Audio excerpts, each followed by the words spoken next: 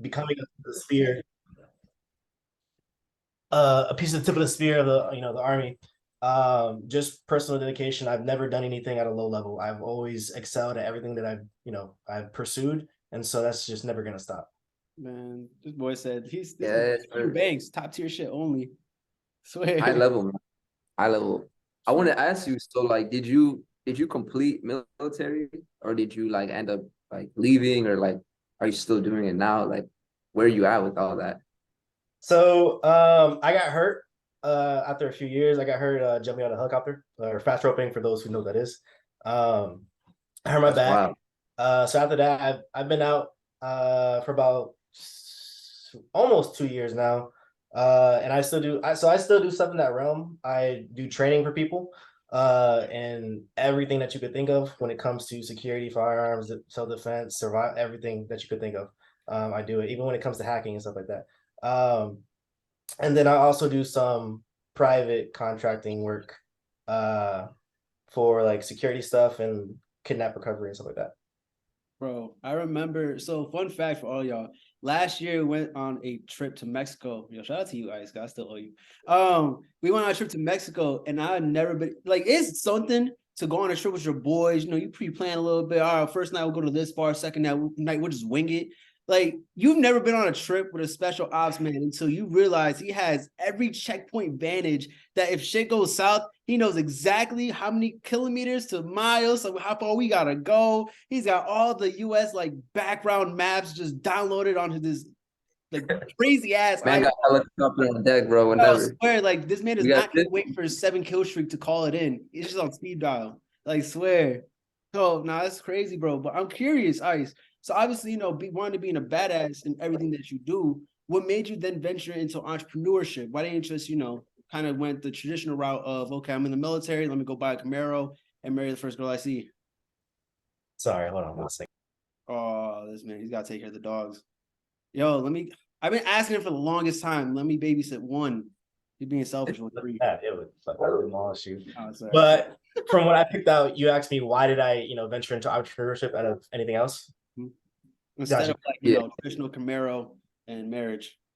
Gotcha. So yeah, so from when I was a child, I always had a dream of like, or the question of how can I travel without having to work? That was always my thing. Always my thing. I want to be a badass. Two, I wanted to travel and not have to work. I hated working. I only had like two. I've had two jobs, I believe, that I can think of. Three. I've had three jobs in my life, and that was before the military. I worked at Chick-fil-A for a little bit. I worked at a trampoline park, and then I worked at a warehouse. Never again. Now I was always late. I got fired from one of them shits. Forget it. But anyways, so yeah, while I was in the military, I actually came across stocks and options trading, and that's how I got into trading. I didn't start with forex or anything like that, or never marketing. I started with options trading, and so I made a few thousand from that, and then I lost it all. And then, but it opened the door, right? It opened the door, and it expanded my mind a little bit more, and that's when I found I am, and that was kind of like my gateway into just entrepreneurship in general, and trading and forex specifically. Um, but that kind of geared it, and once I saw something that allowed me my childhood dream, I was like, okay, well, there's no other option. Like, I'm gonna go with this, and I'm gonna go with it until I fucking get it, and that's just end of story. You just opened up the rabbit hole. Let's dive deeper than that. So bet. So all right, you touched some money. That's cute. Everybody touched a little bread.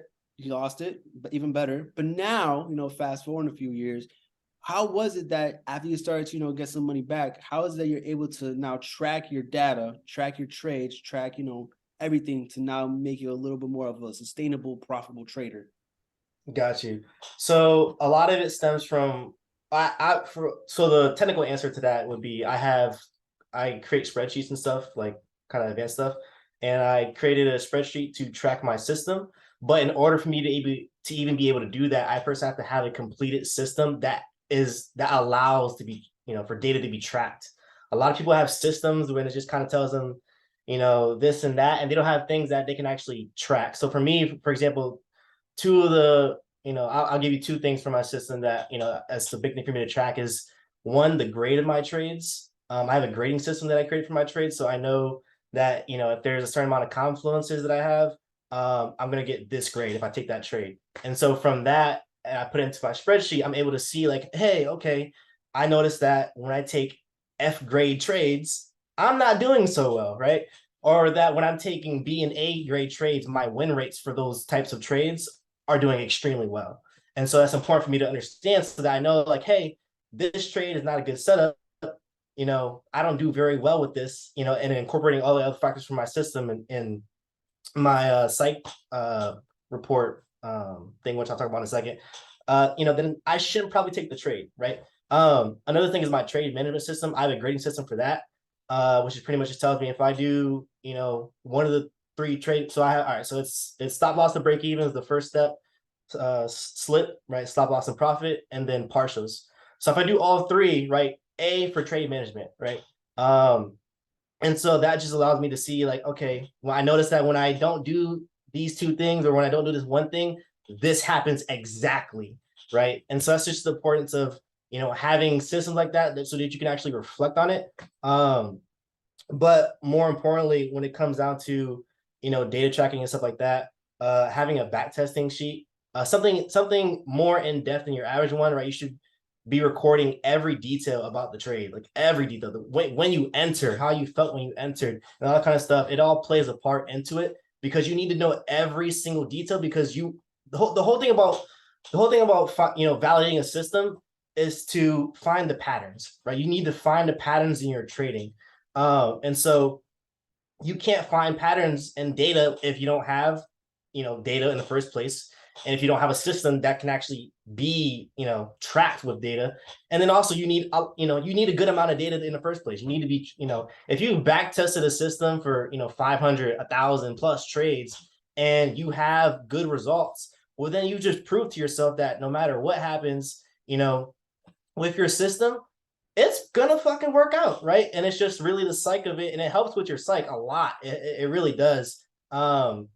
And then as far as just when it goes to data of tracking psych, I created something called pretty much just a psych report, and there's one for every day. There's daily reports, there's weekly reports, and there's monthly reports. And most of it is automated when it comes to the weekly and monthly. And so pretty much what it tells me is what I write down in the spreadsheet is that what emotions I'm feeling, how intense I'm feeling those emotions. I have a tally checklist of what errors that I typically make. And then based off all that stuff, I record down, my objective for the day. What could I have done better? What could I have done, to lose less or profit more? News. I have a trading routine. So I have a checklist for that. What steps did I complete of that? Because, a lot of us aren't completing every single thing every day, right? So, I'm going to put the checklist and keep myself accountable. And then based off all that stuff, I get pretty much a psych score and a psych grade. And pretty much for me, when I go back and I go to track all this stuff and go to reflect on it, I can go back to any day, any week, any month, any year, and kind of see the patterns with my trading. Yeesh, man, this is music to my ears, bro. Like, I love systems. I love having like trading plans. It's something that I believe is like as traders, we're not really just trading. We don't just trade to make profits. Like we're trading to follow our trading plan, and then following the trading plan is then what's going to result in the profits. And I think that's the biggest difference that separates amateur traders from professional traders is being organized, having that system, having your trading plan, doing all those things. Because at the end of the day, man, trading is like a mental battle. Every day we're going to war, right? Every day we're battling against our own mind. So the best way for you to win this battle is to ultimately, reprogram your whole mind, right? Or they always say what trading is 90% psychological, right? So why don't we focus more on that aspect, right? Most people are like, I need to learn every single strategy in the world that exists. And like they're so stuck on that technical aspect instead of working on the 90% part, which is your psychology. And then, they even say we operate 90% of the time from our subconscious mind too. So it's like, we got to work on that as well. So I really admire that about you, bro. Having that systematic approach to your trading is like, I could tell is why you're learning and seeing all those patterns that were messing you up in the past, and now you're just cruising. So that's fire, man. And I like how malicious you are, bro. So with that malicious approach, I kind of want to hear, what is like your daily like trading routine look like, bro? Got you. So on the days that I'm gonna take trades, usually I'll always make myself a cup of tea. I always have to have a cup of tea. I always, if I'm trading, I need a tea. It just relaxes me and stuff like that. Um, and usually I just kind of sit and I do breathing exercises for like about 15 minutes just to get my body rested up and stuff like that. Just yoga kind of or You be doing Wim Hof, bro? huh? I was You know just Wim typing Hof? that. Say that again. You sound like you're Wim saying. Hof? Wim Hof. You never heard of Wim Hof? Oh, yo. Oh wait, that's the dude with the ice Yeah, and the the ice hard guy. cold. Yeah. Yeah. Yeah, no, exactly what you're talking about. Yeah. All right, bet. Yeah. Wow, that's OD. Do Yo, I you didn't do know that. breathing exercise? Yo, Yeah, exactly. Yep. And then typically I'll just take a quick look at the charts real quick, just to make sure that the setups that I have are ready. Because usually when if I'm trading, I already have the setup from before. I'm just looking to execute the trade. And I have like I said, all this down to my system. So if I'm entering a trade, it's usually between 9 and 10 a.m. And so uh that's pretty much it. I don't really have a lot to my training routine. I'm usually, if I have my cup of tea and I'm doing a little bit of breathing, and then I'm pretty much good to go. But I need the cup of tea is kind of key. I need to have the tea. That's the key to the take profits being getting hit, bro. that's Without the T, you don't get the P, bro. Ah! Oh, Pause. Pause. got them jokes. Hey, you got Yo. the herbal teas. I know my girl Jocelyn, she's in the chat right now. She tapped in with that. Yes, sir. Shout out to the GOAT. That's fire. So Ice really is an old soul because I never knew he liked tea. There's a lot about Ice I don't know. I still don't know to this day. But that's fire, bro. So I'm curious. What pairs do you trade and how'd you go about finding those pairs? A lot of people in the beginning we hear, I remember you told me this a lot. Trade your pairs, stick to certain pairs because you get to learn their patterns and blah, blah, blah, blah, blah. And I ended up trading bro, I remember there was one point in time my MetaTrader quotes tab, you could literally scroll like ridiculously because I was just trading every pair I thought I could find. So I know how I went about it, but I'm curious, how did you eventually Wow. Got you. So I only trade one thing. I only trade US 30. And I actually don't trade that often. I only trade probably, if I trade a lot in a month, I'm probably trading like 5 to 10. Like I'm taking like 5 to 10 trades in a month. Like I don't really trade a lot.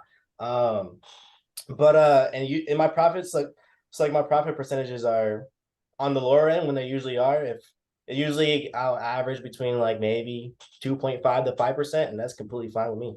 Um, but uh but yeah, so I only trade one thing, and one of the reasons why is because it's just a lot less mental clutter for me personally. Like if I just have one thing to look at, I look at it and then that's it. I'm good. Like I don't really need to spend a lot of time. Especially if you get really, really comfortable with one pair. You don't really need to take a lot of time to look at it. Like when I'm looking at US 30, it's no longer than 15 minutes, if that. And so everything becomes really quick, and it's just a lot less mental clutter for me personally. But there's two ways to go about it. And for me, if someone there's the way of you have the setup and you can see the setup anywhere, right? And there's some truth and myth to that. But me personally, I just like the ease and the convenience of just having one pair and just being done with it. I agree with But I that. started off just like everyone. I fluctuated between those two categories a lot until I finally just settled down with US 30. I think less is more, bro. Simplicity is key, and like you were just saying, you're able to stay in sync with that because you're not really looking at a million different pairs, and like what you said, man, you don't really gotta spend too much time on the charts. Like, I feel like, dude, the first like 5, 10, 15 minutes is like all you really need, like to hop on the charts. I feel like if you spend any more time, like you're now just kind of like trying to create, your mind is trying to create trades and force scenario that aren't there. So you're now like, you're not trading what you're seeing. You're just kind of like trying to create something, a setup. But, and then I like what you said too. It's like, did you take how many trades? 10 trades? 10, 15 trades a month or something like that? Yeah, 5 to 10. If I'm 10, if I'm, it's like a lot, but. So are you like swinging these? Or are you scalping these? What is like your style? I swing because I have an FTMO swing account. So Okay, word. So you're like trading off of like higher time frames? Yeah, yeah. Usually All between right. like 4. So like what is your average like risk rewards that you're aiming for with these kind of setups? Got you. So average on average, I'm taking like 1 to 4. One to One, four? yeah. If it's a really, really good trade, then I'll extend it to kind of the whatever the setup allows for. And I'll swing it. And I'll just take more partials if it's like an A grade trade. But if it's anything below that, well, actually, if it's a B grade trade, it's a 1 to 4. If it's a C grade trade, it's a 1 to 3. And then I don't take anything below C grade trades. Okay, cool. And with My like your risk, well, go ahead, my fault, bro. so I was just saying, my depending on what kind of what grade the trade is, would dictate my kind of my risk reward. Okay, cool. And then I assume that's also like the grade of your trade is also going to determine like your risk on the trade, right? Like how much you're risking percentage wise. Yeah. So I'm curious, man, like with taking like that many trades, like 5, 10 a month, how like what is your approach when going to do a challenge? Like how are you approaching it? Is it same thing? Nothing really changes, or you kind of have like a little bit more aggressive approach? What's that kind of look like? Uh, yeah, nothing really changes except I might bump up the risk a little bit, a tiny bit. I mean, really, I've never had an issue with how I risked it, with how I've risked, but I've been guilty of bumping it up an inch. And like I know some people might be on here thinking like, oh, what do you mean 10%? I'm talking like bumping it from like 1% to like 1.52%. Like I usually, if I have an A grade trade, my max risk for that trade will be a 1%. I'm very conservative now when it comes down to it, because when you have a larger account size, you really don't need to risk that much. And I'm comfortable with what those numbers allow me. Okay, cool. And it actually plays into a part of the FTMO scaling plan because so for those who don't know, when it comes to the numbers of the FTMO scaling plan, basically, um, if you are able to achieve a monthly average profit from max allocation, which is 400K, right? So from max allocation, 400K, if you are able to achieve for a year a monthly average profit of about 7%, you at the end of the year, you'll have $1 million account balance and you will have drawn about, I think it's like, the number's like 104,000. If you include like the boost from the scaling plan. And a lot of people I know for a lot of people, this is sounding like very low numbers. Like you're like, what do you mean? Like I'm talking like 30% profit a month. Well, all you need is 7% to scale from 400K to $1 million with FTMO scaling plan. It's doable. It's so doable. That's why I love prop firms because they really like give you the blueprint as to how to achieve that account size that you want. 100K, 400, a million. I'm pretty sure a lot of them max out at like 2 mil, right? If you have a regular one, if you have an aggressive, I think it's 1 mil. Right. And even so, it's just like, now here's the secret is, okay, well, so many people get caught up on the shiny end goal. They're not realizing that along the way, it needs to be a system of consistent compounded results, right? It's not going to be one trade that gets you from, okay, taking a challenge, pass the challenge, scale up the account. It's going to be a series of consistently same risk managed kind of trades that will get you to that goal, right?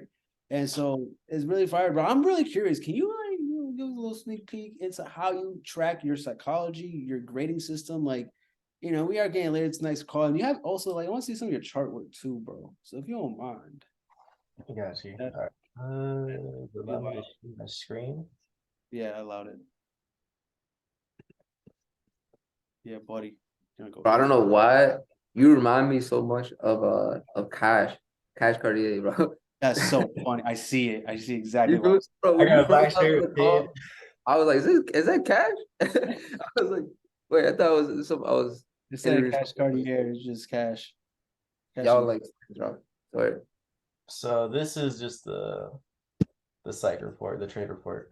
So this is for the psychology stuff. So like I said, any day, any week of the year. And so you just you click on the day that it is, and you can type in your trading routine. You can put it in there. Checklist will tally it up, give you completion rate. objective of the day, news for that day, your watch list for that day, trade markups. Um, you can list however, your top emotions, how intense you're feeling them. It'll give you a little graph of it. Post trade evaluation, post trade tips, profit more, less loss, and your biggest takeaway. And then down here, you can toggle your trading areas that you made or did not make. It'll give you a score and then a grade based off that.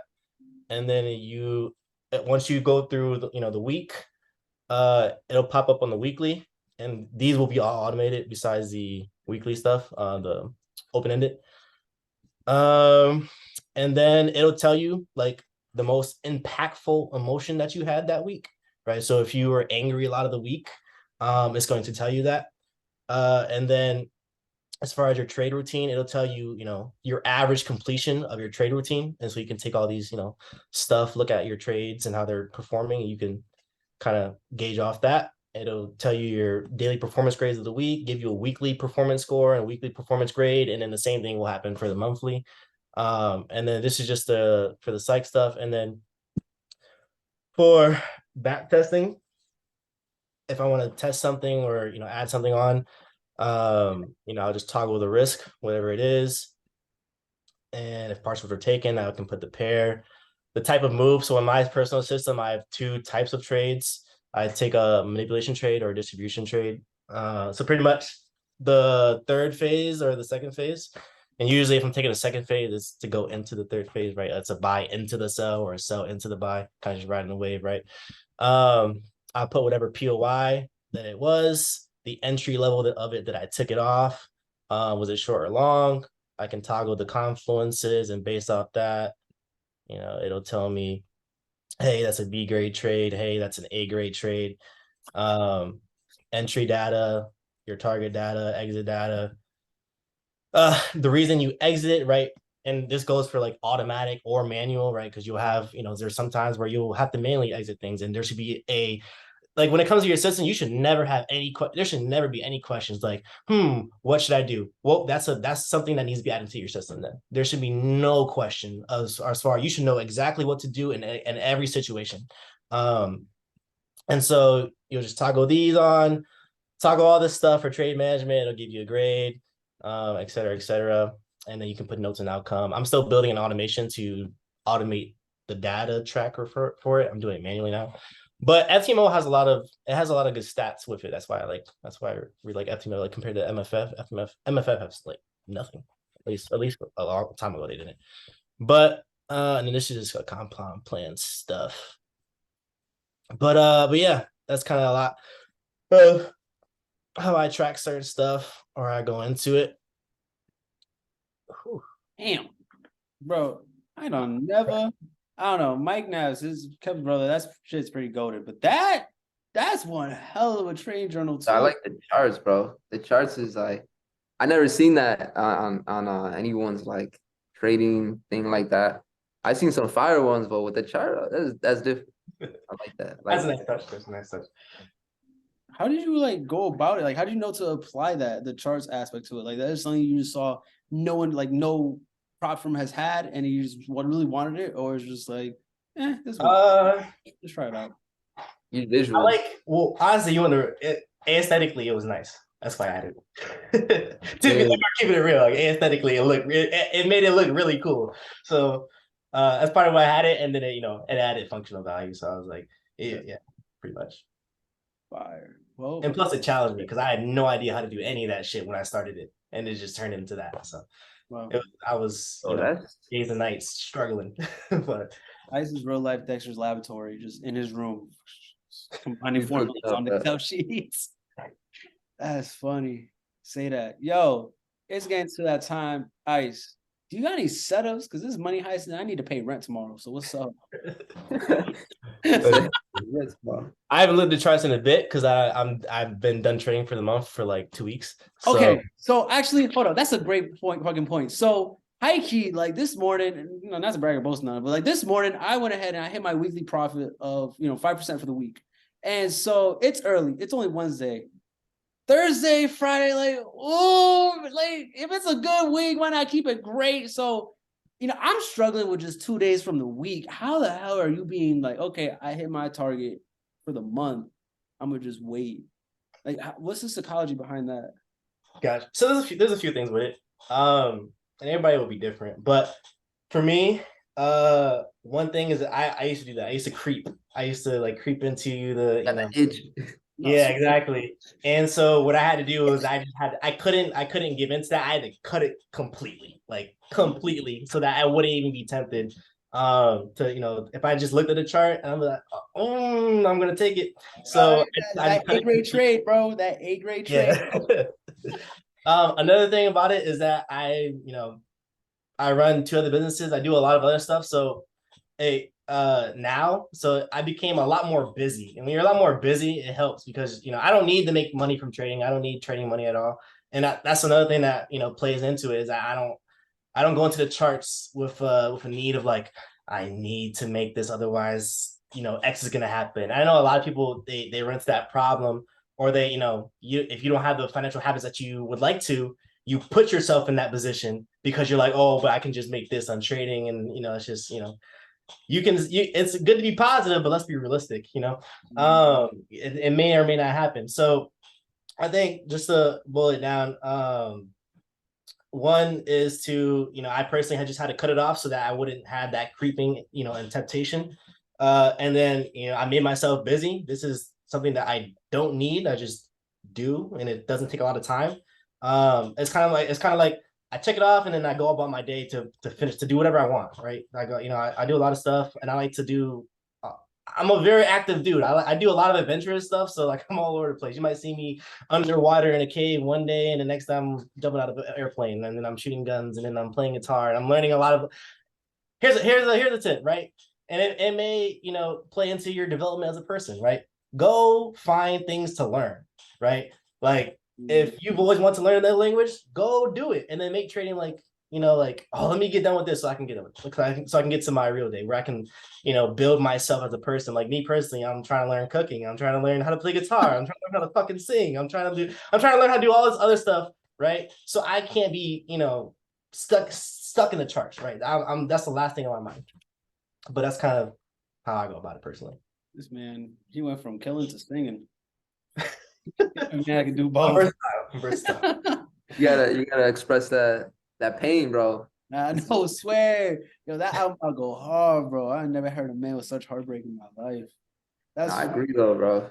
I think staying like productive, doing things like that is the whole reason that I feel like most people started trading anyways, was for freedom. Like I know for a fact, like I started trading not because I thought it was attractive at first. I thought that this looked mad confusing at first, but I did it because I saw it as a vehicle. It was like I also like making music and creating art and doing video editing and all that crazy stuff. Like, and that's what I wanted to do. So this is like the only thing I saw. I was like, oh, this can help me, spend more time on those things. And I think ultimately, bro, when you kind of like are a man of many, like wearing many hats and stuff, I think that even makes you a better trader, bro, because you're not so fixated on always like being on the charts all the time, like you said. So I agree with that, man. That's facts, 100%.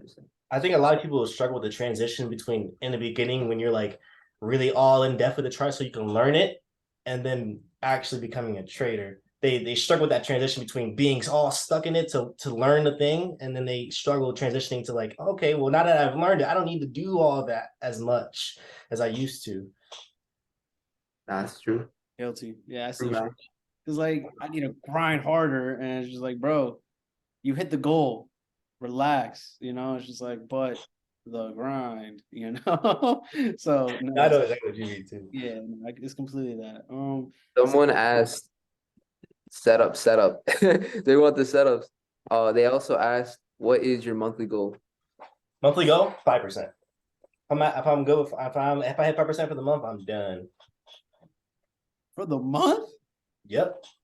I mean, if you trade in those, No, 6-figure accounts, that's decent bag, right? You don't really, it's more than enough. I never had like psychologically, that's where I'm most comfortable with. Anything else, I'm very conservative now, so anything over that, I'm kind of like, too much. yeah, I get that. And with especially with the parameters of or just prop firms in general, like A lot of people risk a lot more than they should. There's no rush. Okay, I You see can get people. 0.5% on a trade, every trade, and you can still pass the challenge with no issues. And if you need to, get an extension. There's no rush. That's true. A lot of platforms they don't even have time, like those time limits anymore. You can just like take your sweet time. And I feel like that's always been like the challenge for most people is just like that having that time factor, yeah, in the back of your mind, like, yo, like we gotta pass it, we gotta pass it. You feel this rush, and it's like now you just breathe and take the time with it, and not and like wait for your setups to play out and everything like that. So 5% is good though. I think that's a pretty good goal. I like that. Your 5% is not my 5%. That's what I got away from that. 'Cause 5% a week. That's your goal, right? See, yeah, that's my 5% a week. Yeah, it's whatever works for your system and your numbers, whatever works. you were a scalper though, so that kind of makes a little more sense. Yeah, it's actually funny because I was over here saying he only sees about 10 to 15 trades. Bro, I was looking at my FTMO this morning with my I boy. did. He was like, yo, in the last month, you took 160. And I'm like, You took 160 trade last month? God Boy, damn. hey, yo, boy, profitable, stop it. It's working. boy. That's wild, man. You got that machine gun, bro. You Bro, got here's the thing, like I say, you gotta make it systematic. Like I used to come from a point of so much like greed and fear and just like I need to make this trade work. So now it's just like I know what I'm looking for. I know my setup. If it looks it, whether it's C grade, A grade, snipe. Oh, stop loss. I don't care. Next trade, take it. Okay, 1-1. I got my money back. It's not, like I just if it's there, I'm taking it. There's no hezzy no more. So yeah, maybe it just doesn't. no fear. Yeah. Shoot your shot, man. Shoot or shoot. No, You so miss a shot. Take. what What? on? I mean, No, FTMO. FTMO. Shout out to yeah, FTMO. yeah, Yeah. FTMO's goaded. Ice. Look at US 30 for me. I got my baby mama yelling at me. You said what? Look at US 30 for me. My baby mama yelling at me. Oh, I ain't paid the child support in like since last time we talked. Yeah, buddy. It's just jokes. Baby mom. No, Baby relax. mom. No, right, baby mama drama. I oh, told her 2 years ago this trading shit's gonna work. She's my still lord. Oh, let me log I'm back trying in. to eat some filet tomorrow, man. no, I swear. I'm Shut tired of up. almonds. Give me 1 second while I log in. Apparently it logged me out. Log into See your what the chat's saying right now. It said, yeah, we answered that. We answered that? Set up. Timothy. Timothy Jenkins. Shout out to that boy Kev. He always Timothy talk. James. James. So y'all liking this episode tonight? Let us know in the chat, man. Swear. Also let us know what y'all want to see too. More of, less of, all of the above. Oh, shit. What the fuck? Someone asked what account size because 5% is crazy. What Yo, accounts? why is that crazy though? That's a great question. Yeah, that is true. Why is 5% crazy? 5% a month. That's no, because I know people with very large account sizes. They aim for like honestly anywhere from 2 to 3% a month. So like I get it. I mean, hedge funds, bro, like banks and like hedge funds and these Yeah. big, massive players that they're doing like 5-10%, like a year. That's like a good year for them. Yeah, literally. Damn. Oh, we got the charts. Look at them. I'm really tight right now because one thing about me is I like to have my chart with my colors and shit like that, and I'm not signed in and it's fucking up. So I guess we're just gonna look at it. You gotta save the templates, man. Swear, I gotta say It's because maybe I'm in the wrong account. I don't. This is probably. got me tight right now. Ooh, See, like if I was actually trading right now, I would stay the fuck away. Because if I'm looking at charts that is not my chart, then I am not going with it. All right, let me get rid of this. Damn, I don't even have none of my stuff on. This is crazy. This is really ass. I'm not gonna use there either. But you know what? Whatever. Gotta get rid of stocks. All right, guys. OTD. I had to like exit out all these shits. What the fuck? I'm probably on the wrong email. How the fuck do you do that? All right.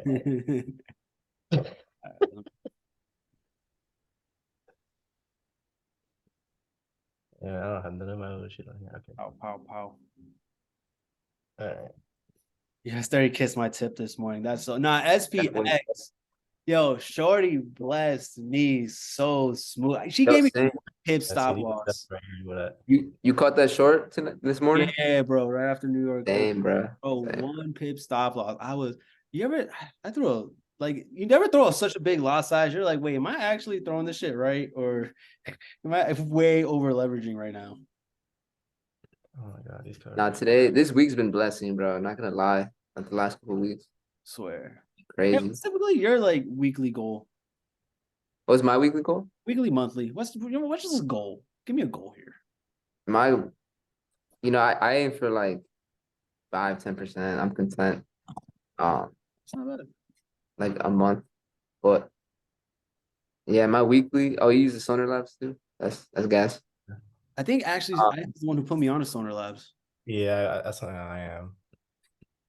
Yeah, It's, bro. yeah, bro. it's I pretty think convenient. depends if I'm doing like a funded account. Hmm. Like I'm good with 5% a week, man. But sometimes I'd be hitting that on one trade. Like today, I hit the last 2 days consecutively have been one of today was a let me check the journal.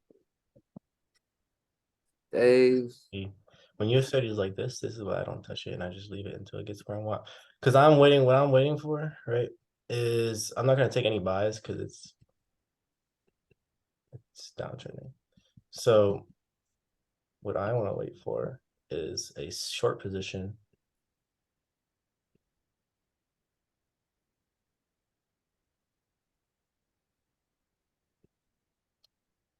This is really pissing me off that this is not my setup right now. All right.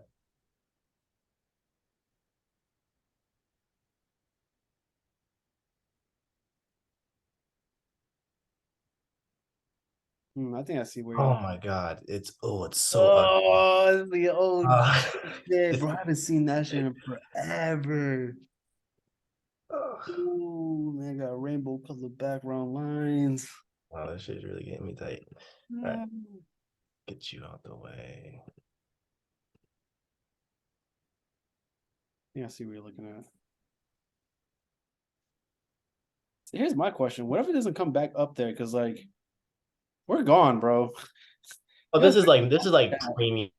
This is like premium entry zone. Um, this is like just a premium entry zone. I'm not gonna draw a fib until it bottoms out though. Like Hmm. I said, when it's in this phase right here, until I see it come back up, I'm not even. I'm like, look at that. This is when I'll check the chart for like a second and be like, it's not showing me what I wanted yet. And once I see it start to come back in, I'll draw fibs and I'll get a better zone. But this would still be premium entry zone. But for right now, as far as just how I trade personally, I'm not touching this at all yet. You could probably see something here. Let me go to the lower time frame. Wonder if we're gonna get a like reversal, man, this week and see indices just pop off, fly. Like looking at NAS, like US 30, I'm not convinced yet, but NAS, S&P to me is looking a little more bullish again. But NAS especially, that thing just went crazy, like around like 1 p.m. I think. Bro, Nas dead ass for last week and this week when it just picked a direction on Monday and went. Like Nas really does not no retracement, just goes. Yeah, that thing was sensitive, bro. Yeah, I'm not convinced to turn around yet. Now this week is Yeah, crazy. it's gonna drop more. I actually shorted NAS today. Not S&P. Hit Yeah. smacked the 104.6. Sheesh. Yesterday I shorted S&P. That was a Sheesh. 6, 1 to 6. Damn. So I'm just now I'm done for the week. Like that. There's 2 trades. I didn't trade Monday. I didn't see like anything. The Word. last 2 days. Like Probably check this account. That's pretty phenomenal. Back to back days. Honestly. yeah, it felt good, bro. Like I could lie, I'm like it's just one of those weeks where it's just like everything be hitting. It's not like Word. that all the time though. Nah, I wish. Bro, it's funny because Monday or May, I began the month negative, got it back the second week, third week I lost it, and then this week got it all back and some. And it's just like, huh. Maybe I do be overshooting sometimes, Swing. but it literally is just like it's I just know what I'm doing. How many points usually? To be honest, I'm not sure how many points that my SLs are. I usually just go off like risk percentage, so it doesn't really matter to me like how many points it is. Obviously, if it's I don't really have large stop losses. Well, considering for US 30 on like a 1 hour time frame.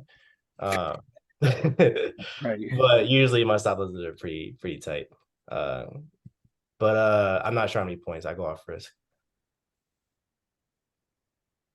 But yeah, as far as just how I trade personally, how I would go about this with how my system and stuff is I would just wait for it to bottom out, come back up, and then I would be looking for short positions, pretty much. So I would, yep, hate They to went all the way up there, pretty much. Yeah, so right now these are two areas I'm looking at right now. But once it bounces back up and I can do more in depth, and once I'm not looking at these ugly colors, So, then I can set you outside later as well. so, so why do your eyes go to here and here instead of like, I don't know, maybe another imbalance that's located here, or I don't even know. Maybe, yeah. Why your eyes go automatically up there?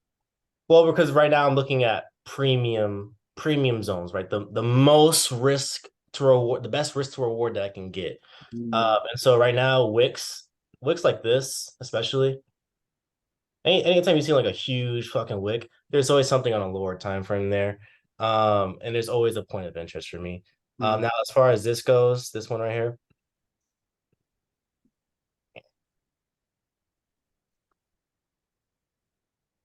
The reds on this are sells. So as far as this, we just have a POI, and I always take 50% in the body. You can do wick too. Normally don't do wick because usually it goes further than that for me. But I like wick body. So for this POI right here, that's what I usually go for. You ever trade off of like imbalances or like fair value gaps? Yeah. So actually, let me see here. You know what's crazy? You remember the first ever Wyckoff Smart Money Cube sheet that you made? I still have that, and I still utilize it to this day. I made a Wyckoff sheet. It was a Wyckoff. It was just like when we first learned institutional candle, imbalance, and Smart Money Cube. Bro, I feel like me and you are like so similar, bro. Bro, yeah, it's gonna go. You making like all this stuff. These are the 3 POIs that I'm usually I'm trading off of. Oh wow. Institutional candle, the variant of it, and then an imbalance. Sheesh. Yeah, I created an ebook of my system just so I could like lock it in for myself. That's why. How can we get it, Ice? I just sent it to you. Oh, please. Yeah. Yeah. You want to drop that in the chat? Yeah. In the Zoom chat? Let me see if I can find what I'm talking about. You got some good trading psychology books too there in that rotation. Oh yeah, facts. If I don't have any of this for free, then maybe whatever. I'm pretty sure everybody. I just started checking out this new one. It's called Market Wizards. Basically, this dude like interviews like the top 50 traders in the world, bro. Like crazy, like they're like 9-figure traders, like crazy, just massive accounts, like massive. So I've been reading that and just seeing like how they think, bro. Because like they all have different mindsets and the average traders. So like that's a new one that I've been checking out. It's like called Market Wizards by it is by I think I first heard of this book from John Phibb. I think it's by Jack Schwager. Actually, that sounds familiar. Oh, let me send this before I forget. Oh wait, yeah, Jack Schwager. There, I'll drop the link. I just drag it. Nope. Please. Yeah, but I want to see what you're talking about when you were saying Nas buys. Curious. I got you. Download. Okay, there we go. I wonder. Got you. Yeah, basically, dude, this is fire because it's kind of like what we do, on Money Heist. Like we'll interview like really, really dope traders. So this guy had basically interviewed like the world's best traders I dropped it here if you guys want to go check that out. And then for NAS buys, let me show you.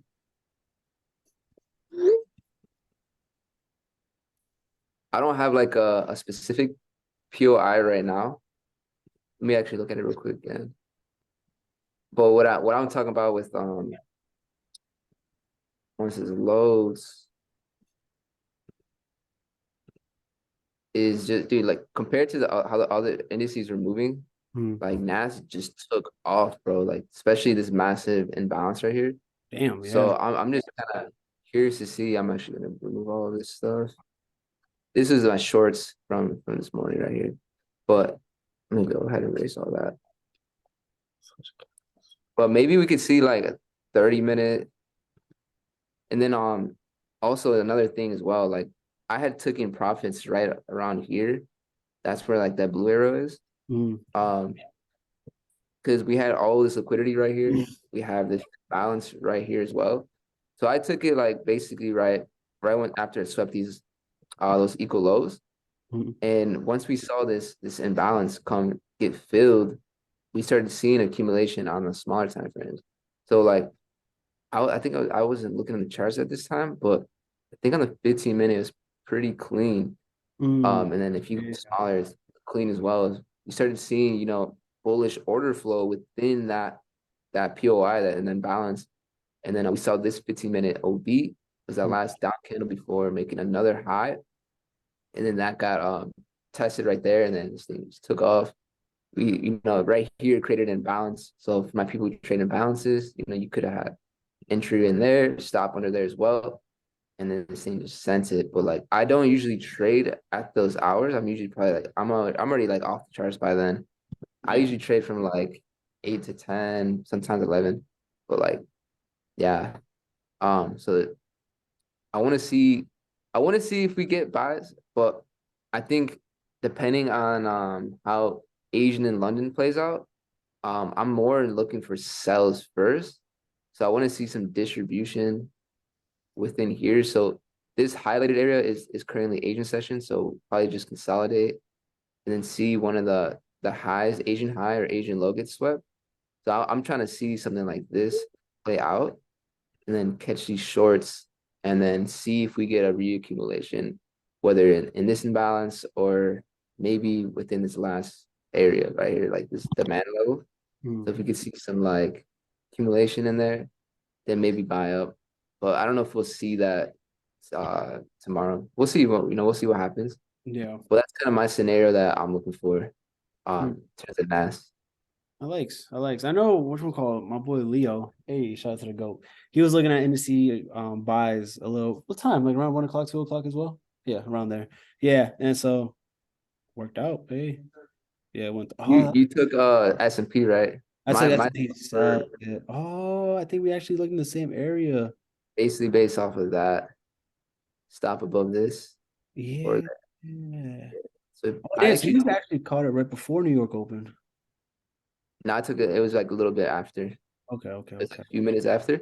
So I actually took my first shot within this imbalance, and then my second one was like 50% of that OB. And then I TP'd right here. So it was like a 104-ish. And I actually bought, bro, right here too. But see, so one thing I'm trying to get down now is like those turtle soup setups. Basically, what that is like the Bro, liquidity suite. don't even get me started. I just found out what turtle soup was last night, and I was like, there is Really? no damn So one way. thing I'm like practicing is when my entry is around an area where there's a lot of liquidity.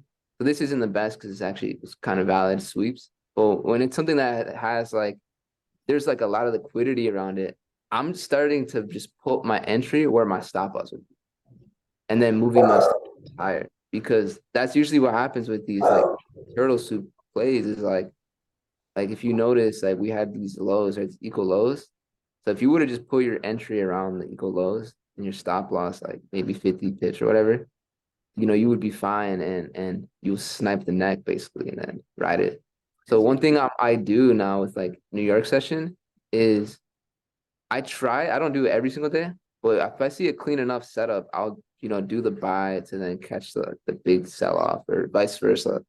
Because I know that usually happens. Like you get the ping pong move, and then but sometimes there's days where I catch the buy and the sell, and then some days where I just catch one move. But I wouldn't recommend doing that if you're not as experienced yet with like identifying market structure, Wyckoff and all that good stuff.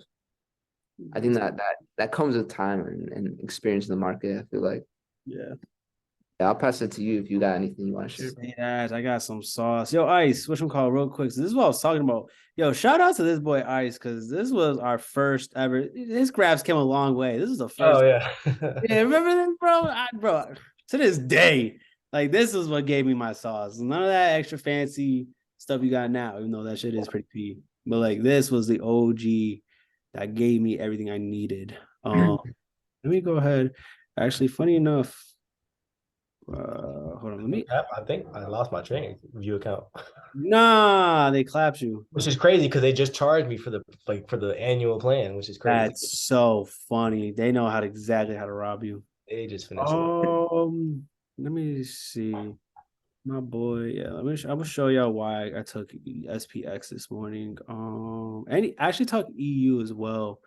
So where was my trade? Let me go down to the 1 minute. Right here. Yeah.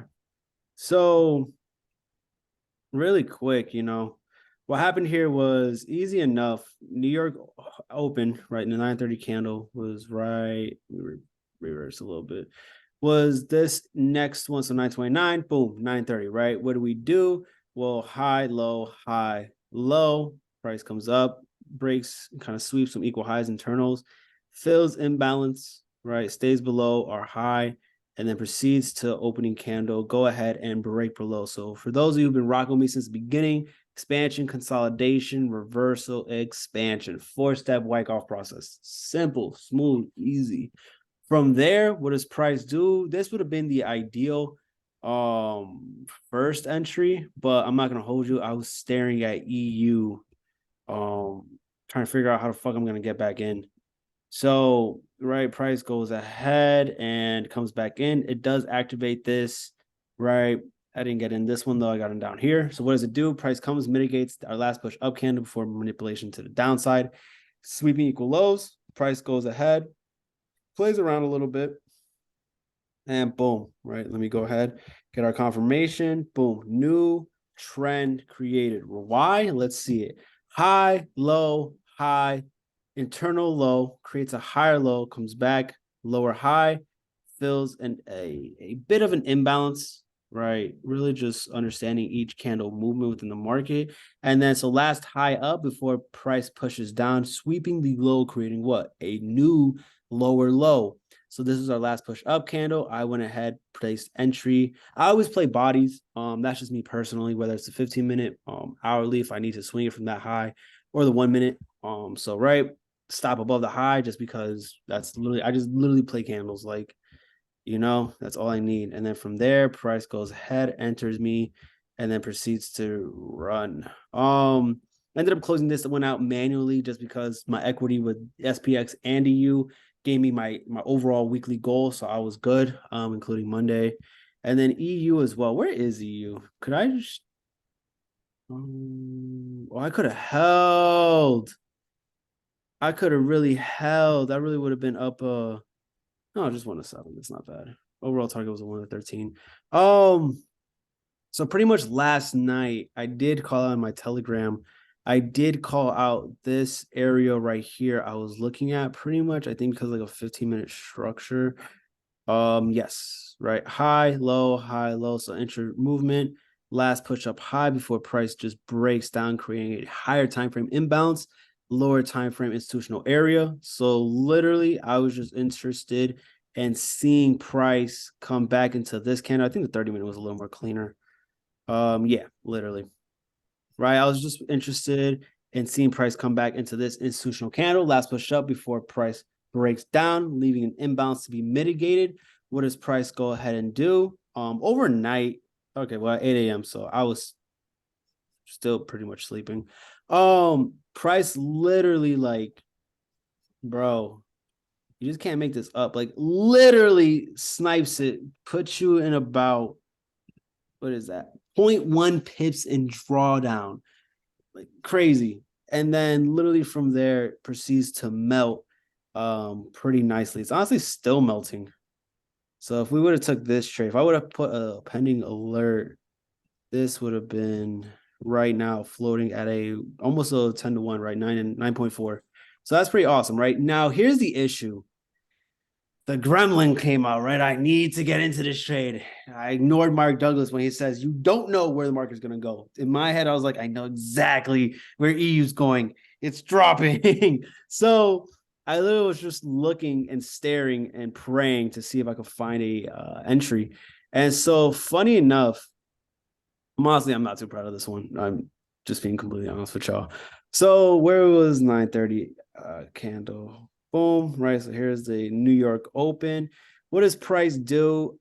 Right, we're playing. She drops, and I'm over here staring, trying to figure out how can I get in. There's no real imbalances, no real sweeps. The 5-minute, wasn't really giving me anything clean. 15-minute wasn't either. Well, I guess up here, but it didn't go up there. So what did I do? I'm gonna be so honest with y'all. I wiped off the dust off my retail trading notebook back when I was figuring out, harmonics and Elliott waves and all that. And I completely just played break and retest. So literally, here's our resistance that, we wanted to break. Price did. And then from there, after we broke below, that's when I got in. Price comes in, enters me, just put my stop loss above the high before price came lower. And that was it. And then from there, that's all she wrote, So not proud of my entry at all, but after you play the game for a little What would you grade that? F. There was no confirmation. It was just complete bias. Honestly, this was my trade all the way up here. That was smart money trade. This was chase with a fixed lot size. So, it worked. I'm not proud of it though. A third eye trade. Swear. So, I failed successfully. Yeah, literally, I literally failed successfully. So, in all honesty, I'm not looking to remimic this trade. Do not go against your trading plan, your confirmations, but the bag. So, yeah, I'm not proud of it, but that's what I happened overall. Looking to see what's going to happen. I still want EU to sell into, I believe this was a daily or hourly liquidity level. GU is dropping. Didn't really give me any clean areas as well. Maybe could come back into this hourly institutional candle. Go ahead and sweep some equal highs here that I left. With news tomorrow, I believe we could get a nice little retracement up, or even London, get a little nice little retracement up into this area. That would be pretty P. Indices as well. Honestly, I have no clue. I don't even know. It's kudos to you for swinging indices, because I just don't know how to read them on higher time frames, so I just scalp them at New York Open. Honestly, I don't know. SPX looks like she can come ahead and still sweep this. I think I actually had a daily area. Yeah, daily area I wanted her to come into. So, and then we're actually falling from a weekly imbalance fill. So I do want SPX to still sell off. That would be pretty ideal. Again, no real POIs, nothing like that. Actually, I have something marked up here. Will it get up there? I don't know. Find out at 9:30. Literally, that's all I have in all honesty. Let's see. I kind of do base my bias off, and when I wake up in the morning, I see what's cooking up. It's kind of hard to tell, or say right now, what he's gonna do, because you still have Asian in London to happen. So, I like to just look at it right now during these hours. For all right, where is liquidity? Where can we target? Where can this go? And then that way, when I wake up, I'm kind of in sync with the market, and I'm okay, we're still here and whatnot. We can still target this. But really, the game, when it's showtime, is around New York Open. Swear, no, yeah. I like this area for GU, because we did a lot of just confluence, right? I think this is a B grade trade, B plus, honestly. That's High, not bad. I like high that. low, right? Because mitigates, fulfills, taps imbalance, creates new low, leaves liquidity, institutional candle that was created from the. I don't know. That is somewhere I would take a shot. I would take a shot there or a little higher. Yeah, like up here, right? Yeah, like up there too. If we get up there, Well, like here's the thing. So if zooming out, this was an 8 hour from earlier this week. 8 hour institutional candle price came low, came back, mitigated, came low, come back. Yeah, we respected it. High, low, high. Respected it. Kind of tapped into this one. that's an area that swept a lot of liquidity too. Yes. I'm gonna add something real quick. Oh, For those who come to that crossroads, right, where you have two entry areas or somewhere around the same area, you're like, which one do I go with, right? mhm. There's multiple ways you can go about it, but two of them, which I actually I covered it in the ebook, is called I call it stack POIs. So obviously the easiest way would just be to get both of them and split risk. That's probably the easiest way. Um, or if you want to play the favorite, you can do that. But me personally, if I ever come across like a stack POIs, I always just split risk, and then I'll split if it's like evenly if they both look like evenly good, then I usually split 50-50. But depending if it's not like that, if one's a more premium zone than the other, then I usually split in that favor. Um, Hmm. but yeah, I know some people like, oh, but if they'll just go all in for one and they'll completely miss out, and they don't play the trade right. You can play two entry zones. You just have to be smart about it. Yeah, I feel like because like this one, I would definitely wait for confirmation. This one would be like more of a limit for me, just because like this is like Kev labeled. This is a premium zone, and then this really, It's I like don't. it's a right around. It's like right by like the equilibrium. I would Yeah, still take that. Maybe like wait for more evidence. Get yeah. that when it does that thing. Like off on the 1 minute, baby.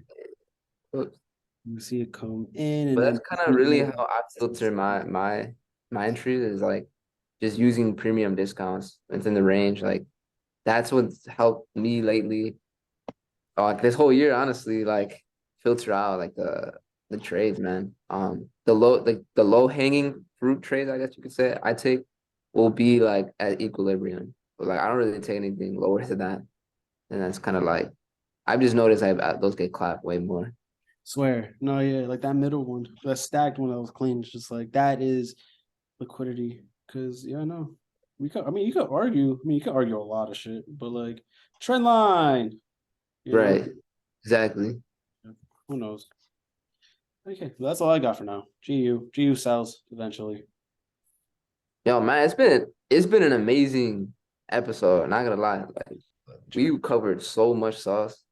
We went over, dude, like your story. You dropped so much sauce on just your militant like background and how you do go about everything, and really just being a badass man, and not only being a badass, but just being like a serial entrepreneur and traveling and everything, bro. Like you're really killing it, crushing it in life.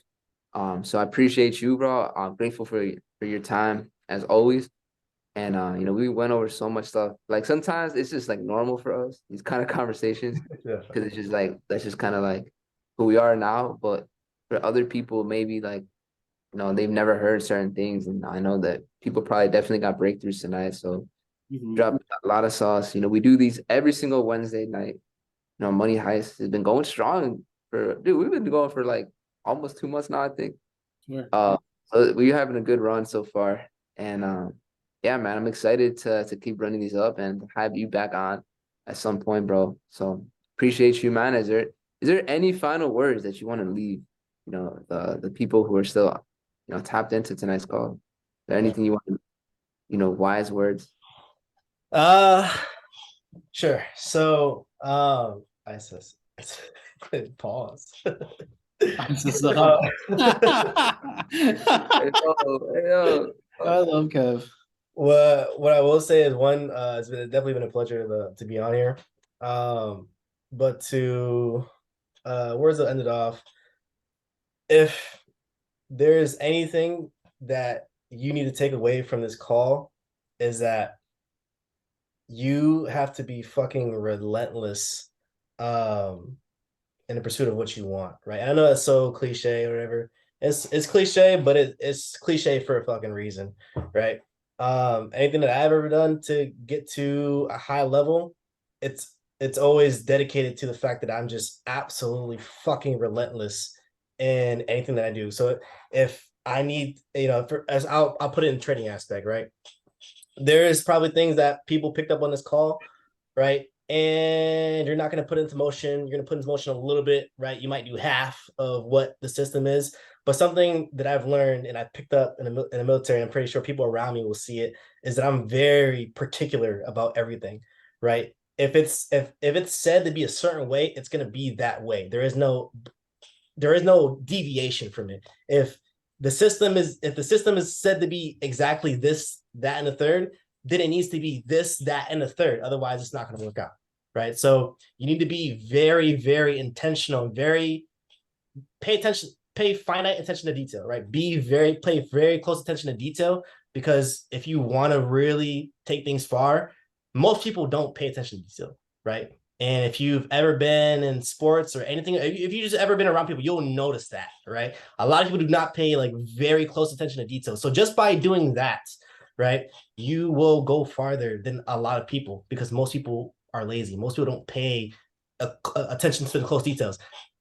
Off topic, but if you ever want to have me come back on, I'll talk about this all day. Travel mastery.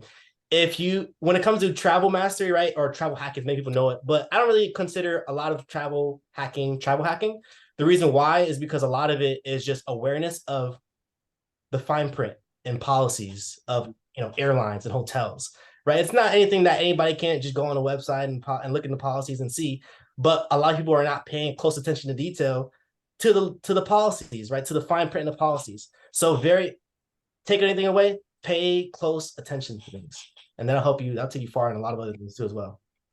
But yeah, Swear. Sheesh. Appreciate you, Ice. You goated, bro. I appreciate you. Bro, thank you so much once again. C's, wrap the call up, boy. Let's get Got it. you, bro. So family, as always, we appreciate it for tuning in, tapping in, and being locked in with us all the way. So what time is it on the East Coast? Midnight 30. Oh, that's a late one. Some of y'all got places to be, people to see, and your kids are waiting for the bedtime story to be. So, as always, it's your boys, CDG and Kevo, with our boy Ice Cube in the building. Wrapping it up. Until next week, family. Stay patient, stay disciplined, and the gains will come. 5%, we out. Salute.